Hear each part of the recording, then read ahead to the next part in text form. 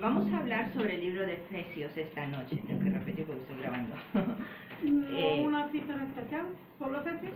Sí, el primer capítulo y verso 1. Vamos a empezar en orden. Vamos a ir verso por verso en ese libro de Efesios.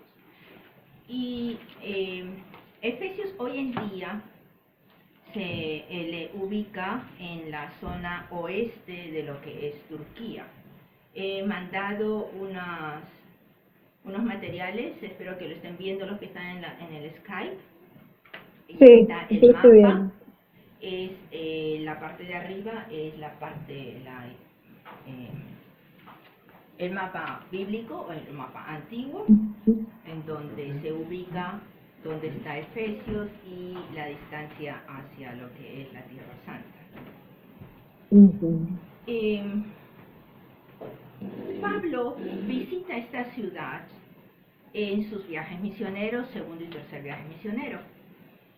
Y en Éfeso, que es la ciudad, Éfeso, es muy conocida por dos motivos. Primero, que es un centro comercial, centro de comercio prominente, en donde hay muchos negocios y la gente está subiendo económicamente, financieramente. Y también es conocido por el fervor religioso que existía en ese lugar. Y encontramos hoy en día las ruinas de un templo, el templo de la diosa Diana o Artemis. La diosa Diana... Siempre se lo Tu nombre. Sí. La diosa Diana era muy conocida, pero en esta zona de paganismo. Sin embargo, el templo era conocido por el lujo que tenía dentro. Era un templo muy, muy grande y muy lujoso. Perdón. Sí. ¿Pero la diosa Diana era buena o era mala? A ver. Se supone que era diosa de la fertilidad también, ¿verdad? En donde hoy van a ver en las figuras, en la parte de abajo, está el templo de Diana y también la figura de ella en la última figura. Es una diosa que tiene muchos senos, porque se supone que es de abundancia, de fertilidad, de multiplicación. Pues eso parece un serpiente, ¿cierto? El carruaje. Ah, Ya, pero mira, a la estatua de ella bien. tiene muchos bustos, muchos senos. Entonces, bueno, lo que pasa aquí, vamos a ver que esta ciudad es muy rica en comercio y cultura, porque de todos los pueblos están viniendo y pasan por allí para hacer su trade, ¿cómo se dice? Su comercio, ¿no? Sí. Perdón, hermano. Sí. Yo nunca había escuchado de ella. ¿Está en la Biblia? ¿Sí? Sí, pero en la Biblia me parece que sale como La Artemis. Artemis. Ya, tenía dos nombres, Diana o Artemis, y ahora lo vamos a ver. Es una diosa griega. Es una diosa griega, igual que los dioses, los griegos tenían los mismos dioses romanos, eran paganos, tenían muchos con diferentes nombres. O sea, ellos no creían en nuestro Dios, sino en ella. Creían en muchos dioses, tenían muchos dioses. Y ella era una de las diosas, entre los dioses. O sea, que no era buena. Una virgen. Bueno, vamos a ver eso. Éfeso. No, nunca había escuchado de ella, por eso la inquietud. Éfeso también es un sitio que atraía a pobladores de otras áreas por el clima templado, por paisajes muy bellos. Y se supone que en aquella época, de cuando empezaba a esparcirse el cristianismo, ya había en Éfeso 250,000 de habitantes. O sea, era muy, muy poblado. Este centro religioso era considerado, si hoy en día consideramos las 7 maravillas del mundo, escogiendo las cosas mejores, valiosas, lujosas y con historia también, bueno, este pueblo hubiera, o esta ciudad hubiera sido considerada, el templo de esta diosa hubiera sido considerada una de las maravillas Ah, del ya no mundo, existe. en ruinas solamente. Esta diosa salía en procesiones y era su diosa virgen de esa ciudad.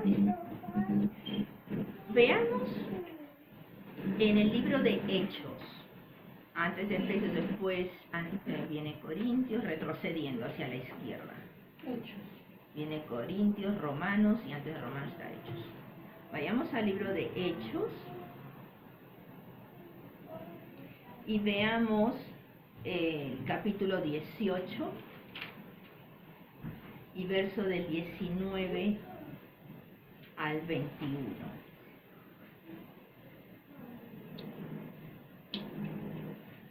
Mili, por favor.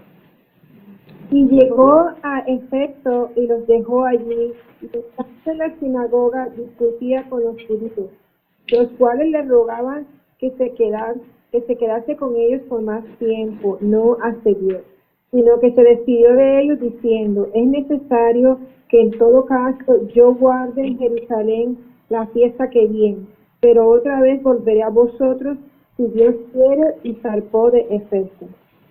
Este es el apóstol Pablo, visitando por primera vez a esta área, y nos dice en el verso 19 que llegó allí y entró ¿a dónde? A la sinagoga. ¿Qué quiere decir? Que entonces en esta ciudad habían también ¿qué? Judíos. Sí. Efectivamente. Porque era donde Pablo entraba, para hacerlos cambiar de idea y a presentarles que Jesucristo era el Mesías esperado. Entonces quiere decir que en Éfeso ya había sinagoga y habían judíos. Y esta visita de Pablo fue breve, pero después más tarde vemos en el mismo libro de Hechos de que estuvo en el siguiente capítulo, que estuvo por 3 meses. Pero allí sabemos que Pablo hacía siempre su enseñanza en las sinagogas. Amén. Déjame ver. ¿Qué nos dice el capítulo 19? De hecho, Sí, de Hechos. Primero se detuvieron en el puerto de Efeso. Espérate, el capítulo 19. ¿O capítulo 19? Sí, ya va el verso. capítulo 19 y verso 28. Estaba bien, ¿no?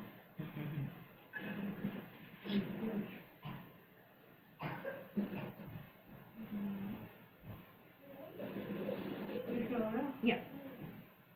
Al oír esto, montaron en cólera y comenzaron a gritar: grande es Artemisa de los Efesios. Ok. Artemis o Diana, yo lo tengo como Diana, pero es la misma. Pero es la misma diosa. Buenas, ¿cómo estás, hermano? Entonces, ¿qué pasa aquí? El apóstol Pablo está hablando, presentando el Evangelio de Jesucristo, pero hay un alboroto, hay un rechazo de parte de la gente de allí. Y el rechazo de eso, de lo que él está presentando, es cuando ellos gritan, porque el Evangelio sabemos que está presentando primero que no hay otro Dios que el Dios verdadero, Jehová, que no deben adorar ni tener ídolos. Y muchos de los que ya aceptaron esa nueva doctrina, muchos de los que recibieron la enseñanza de Pablo, se deshicieron de esos ídolos, se deshicieron de muchas imágenes. Entonces, si le retrocedemos un poquito aquí y veamos qué es lo que pasa, bueno, no sé si les creo que me salté esta parte. Cuando el templo de Diana, o el templo de Artemis, tenía mucho lujo. Eran paredes, bloques de mármol unidas con oro. Y las imágenes eran de plata. Obviamente había gente trabajando con estos materiales que se hacían ricos vendiéndolos a los alrededores del templo. Todo el mundo quería esas imágenes. Entonces, veamos, Kilvio, si me lees por favor, en el capítulo 19, el verso 24 y 25. Listo. Porque un platero llamado Demetrio, que hacía de plata templecillos de Diana, daba no poca ganancia a los artífices, a los cuales reunidos con los obreros del mismo oficio, dijo: ¿sabéis que de este oficio obtenemos nuestra riqueza? Amén. Están viendo que Pablo, al ir en contra de eso, ¿qué pasaba? Se levantó este hombre, este platero, así como él, otros, que ya no tenían negocio, ya no podían enriquecerse con las ventas.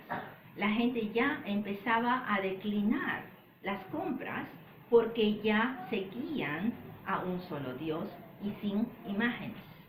Amén. Eso es lo que hoy en día es el mismo evangelio, es el mismo Señor, ayer, hoy y mañana. Y esa es la misma doctrina que debemos aprender.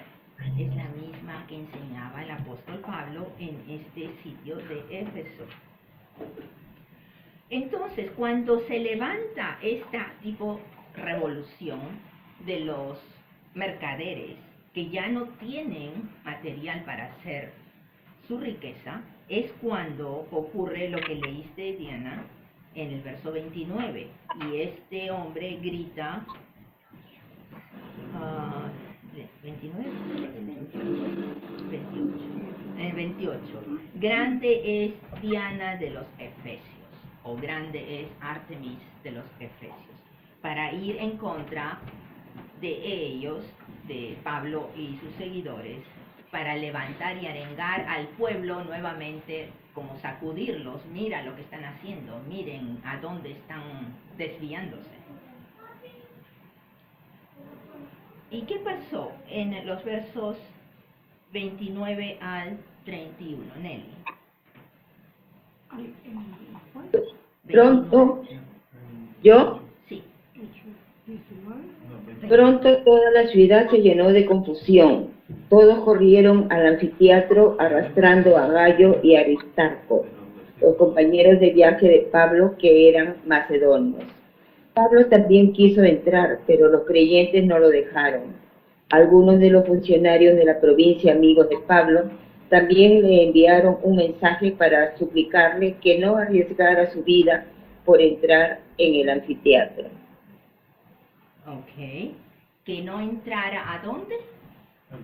Al anfiteatro. Si vemos la figura del anfiteatro, que acá dice teatro, es lo mismo, vemos la forma del teatro de aquella época, vemos la cantidad de gradas que hay, y analicemos eso. Ya vimos primero que el pueblo de Éfeso tenía alrededor de 250,000 de gente, de habitantes. Bueno, este anfiteatro es un auditorio semicircular. Ahí lo ven, pásalo, ¿sí, no? Era como estadio, ¿verdad? Sí, como un estadio. Era semicircular. El diámetro era de 150 metros. O sea, una cuadra y media, ¿cierto? Y el foso, la profundidad para la orquesta, más o menos 33 metros. 33 metros es que un edificio de ¿cuántos pisos? ¿3? Más. 33 metros. Bueno, el foso es de eso. El ancho del escenario, que miren la figura, El ancho del escenario es casi 7 metros, el escenario central.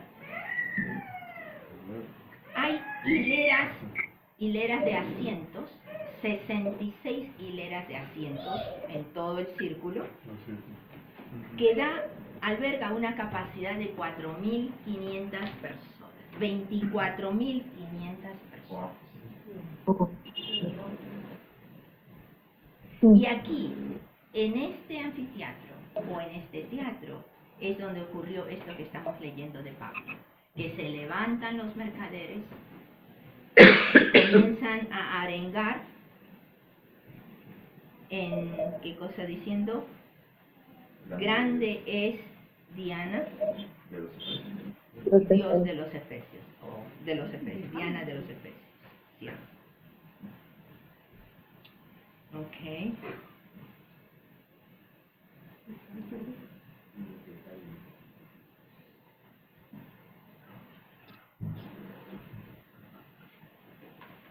Entonces veamos el 32, tú le dices el 31, ¿verdad, Nelly? Leamos el 32 al 34. ¿Quién le toca? Hermano Doroteo, ¿si lo tienes? ¿El 32? Sí, al 34.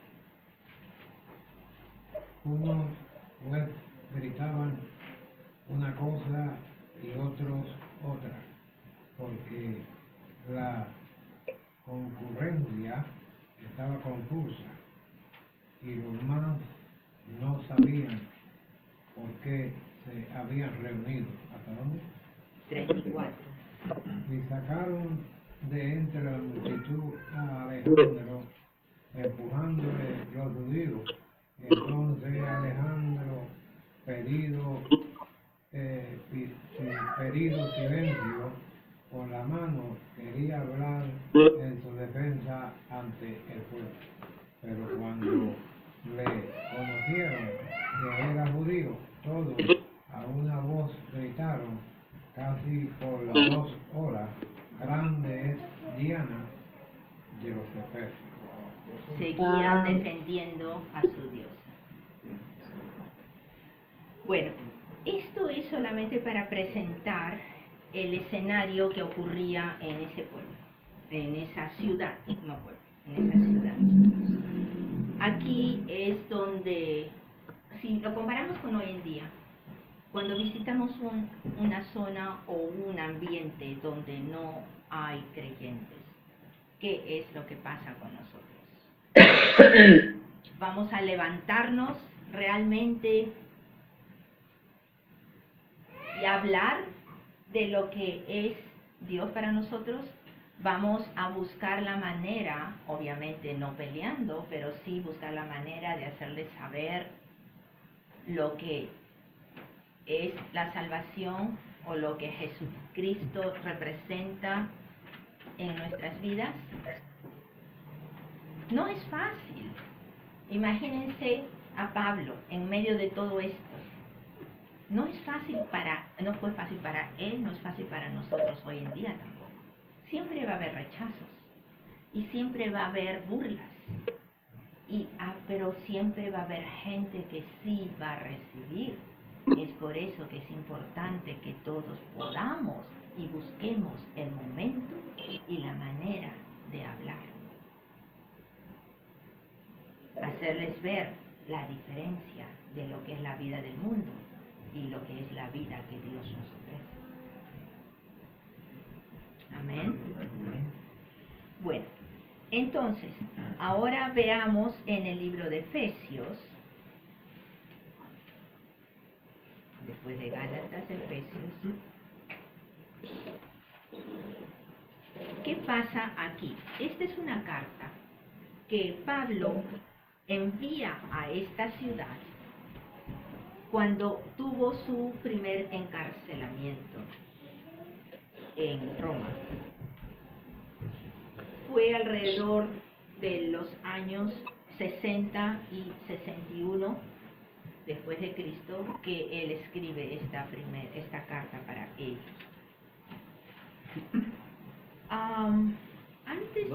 Hermana, ¿dónde puedo yo saber en qué año fue escrita la Biblia no te va a decir directamente, pero sino que tendrías que buscar un libro de referencia de estudio, así como ese de allí. En la Biblia, en el app de la Biblia te dice, te da una, Sí. al principio de cada libro te dice qué es el libro, o si no una Biblia así, de estudio, acá te dice. En la Biblia de estudio o en la internet te dicen los libros en la época, la cronología. Porque no han sido escritos en el orden que están en nuestra Biblia. Vayamos por un momentito a Segunda de Timoteo.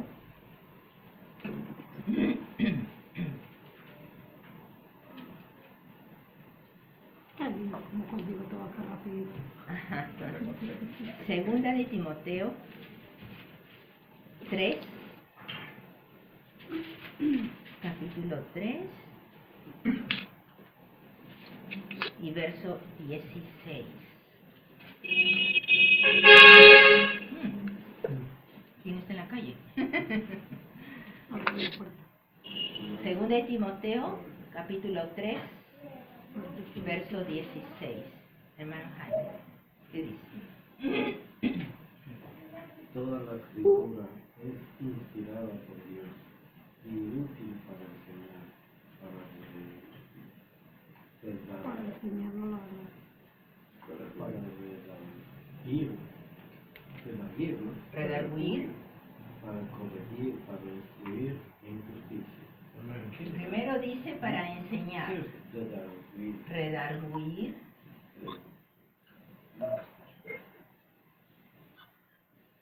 y tercero es que Corregir. corregir, Instruir. Instruir en Sí, justicia. el 16. Toda la escritura es inspirada por Dios y es útil para enseñar lo que es verdad. toda la escritura que se refiere, todo lo que está escrito aquí. Todos los libros que están escritos aquí han sido inspirados por Dios para hacer 4 cosas. Ahora, no te dice que cada libro tiene las 4 partes, pero sí son 4 cosas importantes. Que la escritura nos enseña, ya sea del pasado, es para nuestra enseñanza, para nuestro aprendizaje, o sea, de lo más del Nuevo Testamento, porque es la doctrina para aprender. El redarguir significa en hacértelo claro, ¿qué sinónimo sería para redarguir? Convencer. Convencer. Ok. O sea que te lo expande adentro, te lo hace entender. Redarguye. El corregir. Cuando estás caminando sobre algo que no estás seguro. Cuando empiezas a desviarte. Te corrige. Y te instruye. Que es diferente al enseñar. El enseñar es el ABC. El instruir es para tu crecimiento. ¿Amén? Entonces, el apóstol Pablo, en sus epístolas, y especialmente en la que vamos a estudiar ahora de Efesios, tiene estas características. Porque los primeros 3 capítulos del libro de Efesios es pura doctrina, pura teología, en donde nos está enseñando qué hacer, qué no hacer, cómo recibirlo, cómo entenderlo. Nos enseña y nos redarguye. Y también a partir del capítulo 3, 4, son 6 capítulos solamente. Hay gente que lo separa en 3 partes, el libro de Efesios, y hay gente que lo separa solo en 2. La cosa que a partir del capítulo 3 está principalmente enseñándonos la conexión, cómo vivir en comunidad, cómo tener una relación entre parejas, cómo tener la relación entre padres e hijos, cómo dirigir el grupo de donde vivimos, ya sea en la familia, en la iglesia, en la comunidad. Y en el capítulo 6, al final, enseña como decir, los golpes, cómo afrontar los golpes de la vida, cómo encarar las dificultades diarias, que viene a ser la armadura de Dios. Entonces, en cada libro del apóstol Pablo, él no es que vaya a acordarse. Acuérdense que toda la escritura ha sido inspirada por Dios. Entonces, el Espíritu es el que le ha estado dictando, digamos, y aparece que tiene estas mismas características. Amén. Amén. Ok, veamos entonces que la carta o la epístola, porque epístola nos dice el título, la epístola del apóstol San Pablo a los Efesios. Epístola es sencillamente una carta, algo que está dirigido a esta ciudad, pero también está dirigido hoy en día a todos los creyentes, a nosotros hoy en día. La carta es, los primeros capítulos, como les dije, es doctrinal. Es muy importante entender que es una doctrina profunda, que entendiendo esto vamos a entender muchas de las otras cosas que se aprenden y se leen en otros libros de la Biblia. ¿Qué nos dice el verso 1, hermano Rogers? De Efesios. Ya. Capítulo 1, verso 1 de Efesios. Efesios 1. Ya, 1.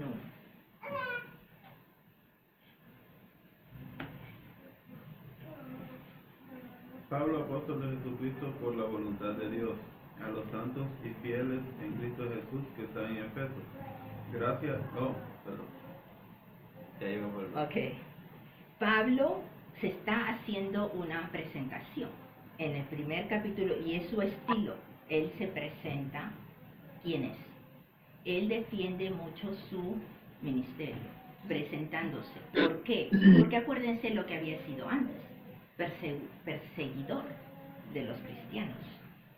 Entonces acá dice apóstol de Jesucristo. Pero si ya habían pasado los otros 12 apóstoles, ¿cómo es él que se nombra apóstol? Y ya lo hemos visto por otros sitios, que es Jesucristo que lo nombró apóstol. Apóstol nos dice por la voluntad de Dios, no de él. ¿A quiénes? A los santos y fieles. A los santos y a los fieles. Son dos categorías. ¿Quiénes son los santos y quiénes son los fieles? Nosotros, pero hay dos categorías. ¿Quiénes son los santos y quiénes son los fieles? ¿Cuál es la diferencia? ¿Tienes tú, Maki, quiénes son los santos y quiénes son los fieles? ¿Nadie? Porque nos dice aquí Pablo, apóstol de Jesucristo por la voluntad de Dios, a los santos, o sea, esta carta está escrita para ellos, a los santos que están en Éfeso y a los fieles que están en Éfeso. Ok, son los creyentes, sí, pero son también los que están separados, los santos, los santificados. ¿Quiénes son? Los santos son los separados, los que siguen a Cristo. Y los fieles son los que están creyendo, que realmente hay unos que los van a seguir, pero no convencidos completamente. Hay unos que dicen, sí, yo creo y soy seguidor, pero no son seguidores fieles. Entonces, es eso lo que está como aclarando, como expandiendo. Entonces, nos está diciendo, yo, Pablo, les estoy hablando o enviando esta carta a ellos o a esta gente en Éfeso. Y el verso 2 que nos dice, si estabas leyendo. Sí. Gracias y paz a vosotros de Dios, nuestro Padre, y del Señor Jesucristo. Gracia y paz a ustedes. ¿De quién? De parte de Dios Padre y Dios Hijo. Entonces nos dice gracia y paz. Mira qué curioso que siempre nos dice gracia y paz en sus otras epístolas también. ¿Por qué no dice paz y gracia? Porque siempre es el orden, gracia y paz. Porque la gracia viene solo de Dios. Primero tiene que venir la gracia de Él para que toque nuestras vidas, nuestros corazones, que podamos recibir por su gracia, somos salvos por fe. Pero primero recibimos su gracia y después la fe se activa. Entonces primero tiene que venir de Él. Por eso dice, si no recibimos su gracia, no vamos a tener la paz. Primero tenemos que recibir de Él. Y nos dice por eso primero, gracia y paz. A ustedes, de parte de Dios Padre y de Dios Hijo. Que la reciban. Amén. ¿Qué nos dice el verso 3, Manuel? Bendito sea el Dios y Padre de nuestro Señor Jesucristo, que nos bendijo con toda bendición espiritual en los lugares celestiales en Cristo. Ok, analicemos otra vez esto. Bendito sea ¿quién? El Dios y Padre de nuestro Señor Jesucristo. Está refiriéndose al Dios Altísimo, a Dios Padre, de el Señor Jesucristo, nuestro Salvador, que ya nos ha bendecido, dice, que ya nos ha bendecido con toda bendición espiritual en lugares celestiales.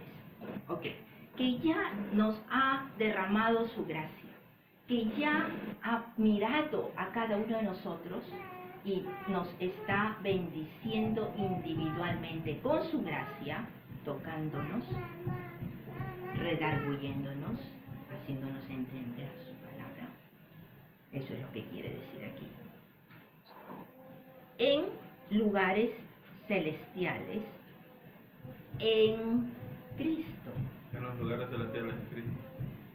En lugares celestiales, en Cristo. O sea, no solamente en el reino de Dios, no solamente allá en el cielo, sino en Cristo. La bendición que nos está hablando es porque nosotros estamos en Cristo. ¿Cómo estamos en Cristo? El libro de Romanos nos habla que hemos muerto con Él en su sacrificio. Entonces estamos en Él y estamos con Él. Cuando estamos en Él es cuando hemos recibido esta bendición especial en los cielos, en los lugares celestiales. Pero no es por nosotros, es en Cristo. ¿Y qué nos dice el verso 4? Mili, por favor. ¿Yo? Sí. Según nos escogió en Él antes de la fundación del mundo, para que fuésemos santos y sin mancha delante de Él. Ok, amén. Según nos escogió en Él. El escoger es cuando selecciona. Pero no está seleccionando tú si vas, tú no vas, tú si vas, tú no vas al cielo. No está escogiendo eso. Está escogiendo en alguien. ¿En quién? Nos dice, nos escogió en Él. ¿A qué se refiere? Porque por otro lado leemos, en 2 de Pedro, leemos que Jesús ha muerto por todos y está esperando que todos se salven, ¿cierto? Entonces, ¿cómo puede haber esa selección? No es selección de salvación, es una selección de quien se salva. Nos está diciendo, Él nos ha escogido no por nosotros, nos ha escogido aquel que ha entrado en Cristo, como habíamos visto el verso anterior, en el 3, aquel que ha muerto con Cristo en Él y que está su vida depositada en Cristo. Allí, entonces, es cuando ha venido este plan de Dios, en donde nos dice, ya te escogió en Él, en Cristo, antes de la fundación del mundo, porque el plan de la salvación ya Dios la había puesto, la tenía en su mente, la había escondido de revelarla en el Antiguo Testamento, pero ya estaba planificado. Entonces nos está diciendo, nos escogió en Él. ¿Qué quiere decir? Que todo aquel que entre en Cristo va a tener la salvación. Ha sido escogido. Amén. Amén. Para que fuésemos santos y sin mancha. Porque no vamos a ser santos y sin mancha por nosotros. Es Él, es el trabajo de Él, es el sacrificio de Él. No es nada nuestro. Lo único que nosotros hacemos es escoger entrar en Él. Una vez que se abre esa puerta y entramos, entonces allí ya estamos elegidos para ser santos y sin mancha ante Dios Padre. Amén. Amén. Pero cuando dice en Él, está hablando del Padre, no de Jesús, ¿verdad? Jesús. O el último, Él, delante de Él, quiere No, decir, según nos escogió en Él, antes de la fundación del mundo. ya, Ahí es el Padre.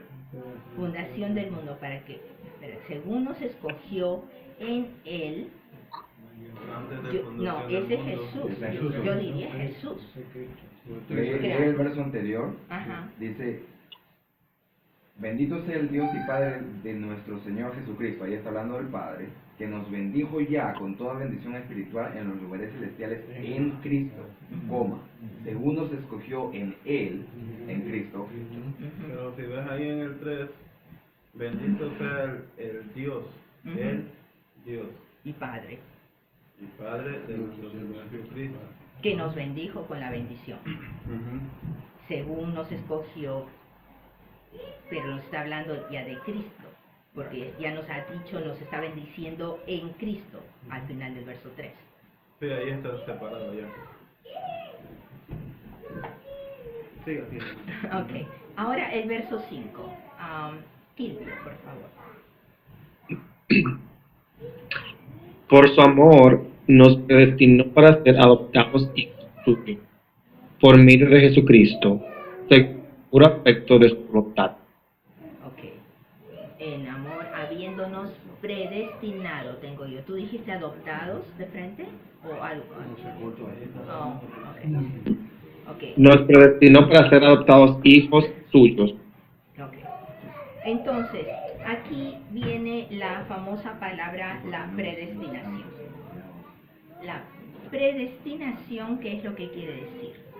No quiere decir otra cosa que pre, el prefijo pre, que Antes. es antes, exactamente, y destinado. ¿Alguien tiene alguna otra palabra en una otra versión? No, predestinado. ¿Alguna otra versión? En el verso 5.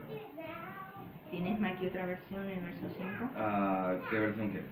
Cualquiera, con otra palabra que no diga predestinado.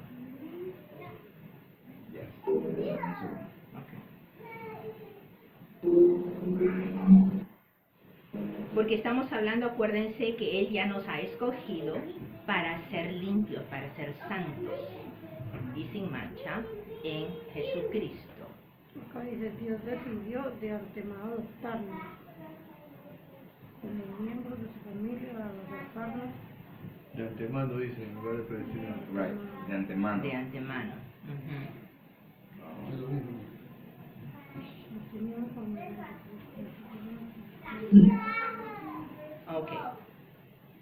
La palabra hebrea, perdón, la palabra griega, porque este libro, todo el Nuevo Testamento está escrito en griego, me estoy confundiendo, en griego.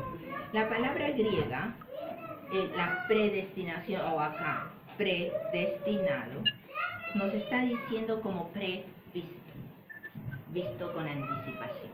El prefijo pre es antes, efectivamente, que ha visto, previsto o predestinado para ser adoptados hijos suyos por el amor de Él, por medio de Jesucristo. Entonces, aquí se entiende más claro que por el sacrificio de Jesucristo nosotros venimos a ser hijos de Dios.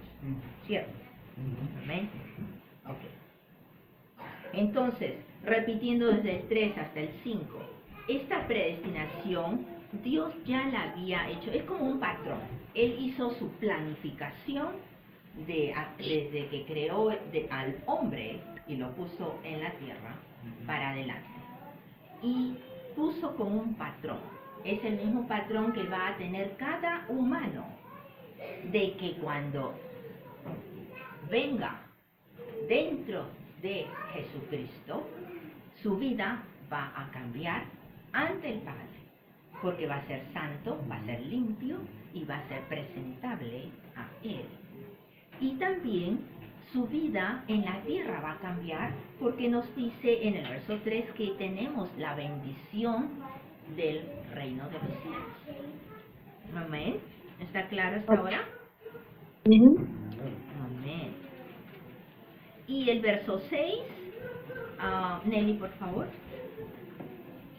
De manera que alabamos a Dios por la abundante gracia que derramó sobre nosotros, lo que pertenecemos a su Hijo amado. Amén. Mi versión dice para la alabanza de la gloria de su gracia, con la cual nos hizo aceptos en el amado. Eso creo que sí está más claro. La alabanza de su gloria, la alabanza de su presencia, la alabanza de lo que es Dios. ¿Amén? La gloria de su gracia viene a ser Jesucristo en el amado. Y ahí nos quedamos por ahora hasta la próxima clase. Yo creo que tuvimos bastante información. Amén.